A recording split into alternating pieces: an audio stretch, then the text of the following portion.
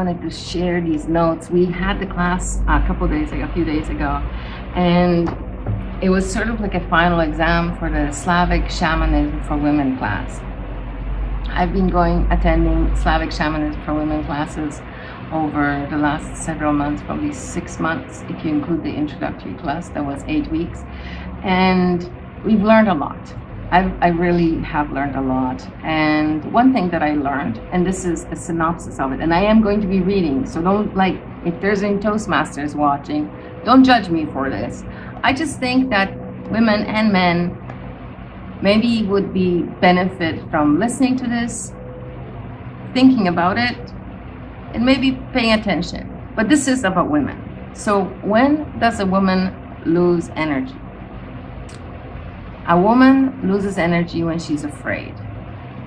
A woman loses energy when she's angry, when she lives in a state of fuckedness. Yeah, it's a word. When she can't say no.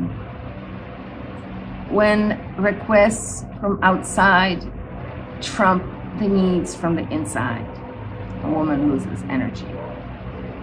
When she doesn't sleep enough. A woman loses energy when she doesn't communicate. You know what that sound was? That was a gecko. Yeah, just saying. A woman loses energy when she doesn't communicate her needs. She feels the need for something, but she's not saying it. She's just suffering through it. A woman loses energy when she gossips. A woman loses energy when she doesn't take righteous action. A woman loses energy when she buys into inaction, not to rest, but paralysis, being afraid of stepping out of the norm or stepping into some future that she desires. Actually, for a woman, inaction can be very beneficial because a woman is a receiver. So when it comes to receiving some quiet contemplative time or some connection with yourself, it strengthens the receiving muscle. But at the same time, not taking action for what you need to do in order to better your life, or not taking action for the right way of managing your energy. You know, there is the energetic first aid that they talk about in the shamanic class. The energetic first aid. How are you administering energetic first aid to yourself? Are you allowing yourself to express your feelings without losing your cool? Are you managing your energy in a way that doesn't skitter away from you? Is your energy honored? Are you honoring your egg, your bubble, where you are? And are you observing the border, the boundary between your energy and someone else's energy, your needs and someone else's needs, and noting the difference? What is the difference between your needs and other people's needs? A woman loses energy when she does not know how to rest. A woman loses energy when she can't forgive, when she can't let go, when she stays in fuckdisness or angry energy for longer than a few seconds.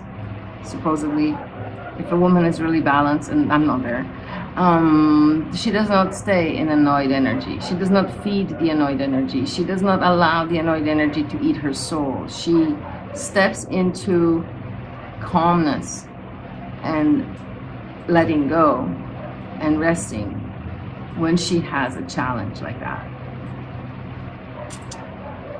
A woman loses energy when she has to, when she must. There is a must, and I must, and I must. That makes you lose energy. A woman loses energy when she tries to control the future. A woman loses energy when she tries to split a hair in 4. A woman loses energy when she doesn't take care of herself, when she does not give herself the time to rest or the time to embrace herself, to love herself, to accept herself, to forgive herself.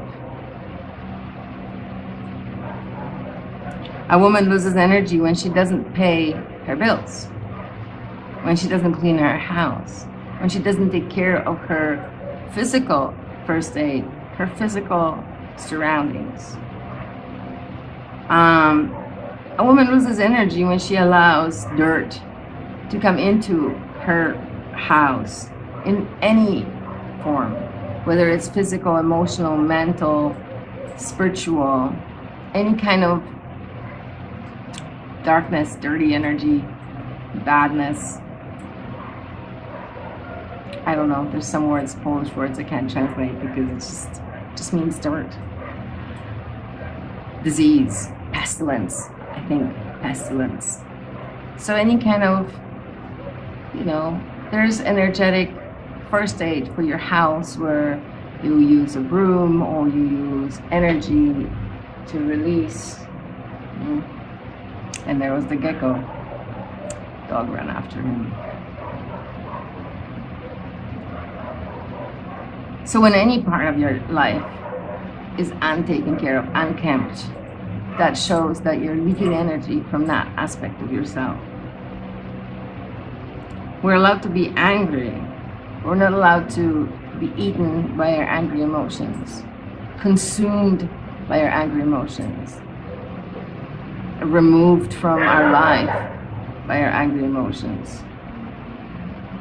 I allow myself to stay in the emotion, but not sit down in that emotion, to feel the emotion, to experience the emotion, to explore the emotion for a moment, to see what it means and where it's coming from or where it's going.